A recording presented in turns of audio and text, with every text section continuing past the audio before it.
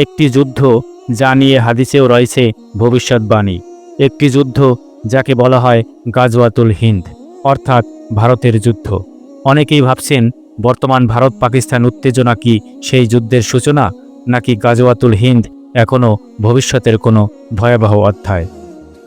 গাজওয়াতুল হিন্দ কথাটি এসেছে আরবি গাজওয়া থেকে, যার মানে হলো নবী বা তার উম্মতের পক্ষ থেকে পরিচালিত যুদ্ধ, এবং হিন্দ মানে ভারতীয় উপমহাদেশ। দুই দল মুসলমান আমার উম্মতের মধ্যে যুদ্ধ করবে, যারা উভয় আল্লাহর পক্ষে যুদ্ধ করবে, এবং একদল হিন্দুস্তানে যুদ্ধ করবে, আল্লাহ তাদের বিজয় দান করবেন। ইমাম সুবকি, শাহ ওয়ালিউল্লাহ দেহলভী সহ বহু আলেম এ হাদিসকে ভবিষ্যতের একটি জিহাদ বলে ব্যাখ্যা করেছেন। হাদিসগুলো থেকে ধারণা করা যায় এটি মূলত ভারত পাকিস্তান সীমান্ত বা উপমহাদেশে সংঘটিত হবে। সময় নির্দিষ্টভাবে বলা না থাকলেও ইমাম মাহদি ও দাজ্জালের যুগের কাছাকাছি কোনো সময় এটি সংঘটিত হবে বলেই অনেকে মনে করেন।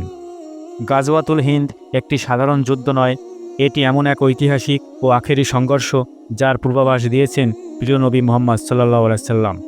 তাই যদি এই যুদ্ধ সত্যিই শুরু হয়, তবে তার আগে ওর সঙ্গে কিছু বিশেষ চিহ্ন দৃশ্যমান হবে। মুসলিমদের মধ্যে ধর্মীয় চেতনার উত্থান। এই যুদ্ধ হবে কেবল ইসলাম ও হকের জন্য, তাই এর পূর্বে বা সময়কালে মুসলিমদের মধ্যে এক নবজাগরণ দেখা যাবে। ঈমান, তাকওয়া, সাহস ও আত্মত্যাগের চেতনায় এক প্রবল জাগরণ। যে যুব সমাজ আজ বিভ্রান্ত, তারা ফিরে আসবে কোরআনের ছায়ায়। নেতৃত্ব আসবে ঈমানদার, সালেহ ও কোরআন সুন্নাহ ভিত্তিক ব্যক্তিদের হাতে। কোনো রাজনৈতিক দুনিয়াবী স্বার্থবাদী বা কেবল জাগতিক নেতার নেতৃত্বে নয়, বরং নেতৃত্বে থাকবে সেই ফিরে আসা উম্মাহ। কাফেরদের পরাজয় এবং হাদিসে বর্ণিত গনিমত। হাদিসে উল্লেখ আছে এই যুদ্ধে মুসলমানরা বিজয় অর্জন করবে এবং বিশাল পরিমাণ গনিমত লাভ করবে, অর্থাৎ যুদ্ধের শেষে বিজয় স্পষ্ট হবে। ভারতীয় উপমহাদেশে ইসলামিক বিজয়ের ঝান্ডা উড়বে। বিজয়ের এই ফলাফল হবে এমন যা কেবল সামরিক নয়, বরং আধ্যাত্মিক ও রাষ্ট্রীয় জয়ও। কাফের শক্তির মজ্জাগত অহংকার ভেঙে যাবে, মুসলমানরা নতুন আস্থা ও সাহস ফিরে পাবে। নবুয়াতের পূর্বাভাসের চিহ্ন মিলে যাবে। হাদিসে গাজওয়াতুল হিন্দের কথা এসেছে সেই সময়ের প্রেক্ষিতে, যখন ইমাম মাহদির আগমন হবে, সিরিয়া ও ইরাক যুদ্ধ চলবে, দাজ্জালের যুগ ঘনিয়ে আসবে। তাই এই যুদ্ধের সময় দেখা যাবে সিরিয়া ও ইরাকের ভয়ানক সংঘর্ষ, দুনিয়ার ক্ষমতার ভারসাম্য পরিবর্তন, মুসলিমদের একত্র হওয়ার প্রবণতা এবং সম্ভবত ইমাম মাহদির আত্মপ্রকাশ। দুনিয়া জুড়ে ইসলাম বিরোধী জোটের প্রতিক্রিয়া। গাজওয়াতুল হিন্দ একটি শুধু ভারত ও পাকিস্তানের যুদ্ধ নয়, এটি হবে সত্য মিথ্যার, ঈমান ও কুফরের মধ্যে এক বৈশ্বিক সংঘর্ষ, যেমনটি দেখা গিয়েছে আফগানিস্তান, ইরাক বা সিরিয়ায়। মুসলিম বিজয় বা জাগরণ ঘটলেই দুনিয়ার বড় বড় পরাশক্তি একত্রিত হয়ে পড়ে। তেমনি এই যুদ্ধ শুরু হলে আন্তর্জাতিক গণমাধ্যম মুসলমানদের বিরুদ্ধে প্রোপাগান্ডা চালাবে। বড় বড় দেশ একত্র হয়ে মুসলিমদের বিরুদ্ধে চক্রান্ত করবে। মুসলিম নেতৃত্বকে সন্ত্রাসবাদী বলা হবে এবং তাদের বিজয় থামাতে বৈশ্বিক চক্রান্ত শুরু হবে। এই চক্রান্তই হবে গাজওয়াতুল হিন্দের বাস্তবতা ও গভীর তাৎপর্যের এক বড় প্রমাণ। গাজওয়াতুল হিন্দ যদি সত্যিই শুরু হয়, তা হবে একটি ঈমানদার বাহিনীর নেতৃত্বে এক বৈশ্বিক ইঙ্গিতপূর্ণ যুদ্ধ। এর চিহ্নগুলো সাধারণ চোখে নয়, বরং ঈমানের দৃষ্টিতে স্পষ্ট হয়ে উঠবে। এই যুদ্ধ হবে কেবল বুলেট বা বোমার নয়, বরং হৃদয়, আত্মা ও আদর্শের এক লড়াই। আর তাই আমাদের সবচেয়ে বড় প্রস্তুতি হবে নিজের ঈমান ঠিক করা এবং আল্লাহর পথে অটল থাকা। অনেকে বলেন বর্তমান ভারত পাকিস্তান সীমান্তের উত্তেজনা কি গাজওয়াতুল হিন্দের পূর্বাভাস?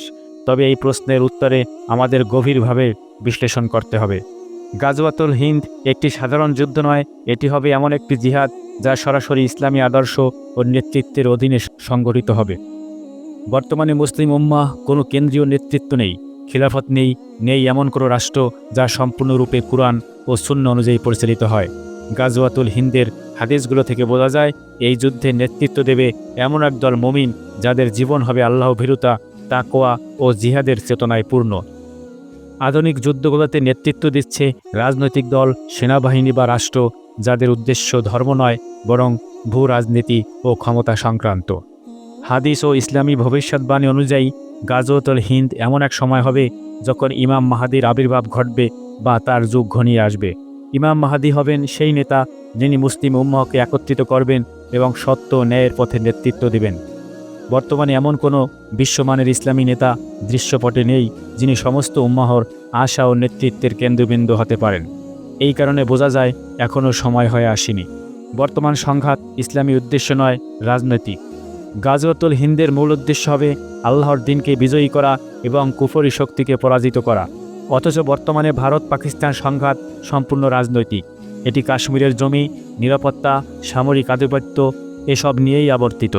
ইসলাম প্রতিষ্ঠা, আল্লাহর নামের যুদ্ধ কিংবা উম্মাহর ঐক্যের প্রশ্ন এখানে নেই। সুতরাং এই যুদ্ধকে গাজওয়াতুল হিন্দ বলা ভুল। বিজয়ের পর ইসলামী রাজত্বের কোনো লক্ষণ নেই। গাজওয়াতুল হিন্দ বিষয়ে হাদিসে বলা হয়েছে মুসলমানরা বিজয় অর্জন করবে এবং হিন্দ মানে ভারতীয় ভূখণ্ড এর উপর ইসলামী শাসন প্রতিষ্ঠা হবে। কিন্তু বর্তমান পরিস্থিতিতে আমরা দেখি কোনো যুদ্ধ বা জয়ের পরে ইসলামী রাষ্ট্র, ন্যায় বিচার বা শরিয়া ভিত্তিক শাসন কায়েম হয়নি, বরং মুসলিম জনগোষ্ঠী আরও নির্যাতিত, বিভক্ত, দুর্বল হয়ে পড়ছে। এই দিক থেকে স্পষ্ট যে এখনও সেই ঐতিহাসিক মুহূর্ত আসেনি যা গাজওয়াতুল হিন্দের ভবিষ্যৎবাণীর সাথে সামঞ্জস্যপূর্ণ। এই চারটি দিক বিবেচনা করলে স্পষ্ট হয় যে বর্তমান ভারত পাকিস্তানের উত্তেজনা কোনোভাবেই হাদিসে বর্ণিত গাজওয়াতুল হিন্দ নয়। তবে এটি হতে পারে সেই যুদ্ধের প্রস্তুতির মঞ্চ, একটি ভূমিকা, একটি ইঙ্গিত। গাজওয়াতুল হিন্দ নিয়ে হাদিসে যা বলা হয়েছে তার উপর ঈমান রাখা আমাদের দায়িত্ব, কিন্তু তা নিয়ে অনুমান ভিত্তিক আলোচনা বা ষড়যন্ত্রে লিপ্ত হওয়া ঠিক নয়। আমাদের কর্তব্য হলো আল্লাহর দিনের জন্য প্রস্তুত থাকা, সত্যিকার মুমিন হিসেবে গড়ে ওঠা। যুদ্ধ আসুক বা না আসুক, আমাদের যুদ্ধ হলো আমাদের নিজ নফসের সাথে।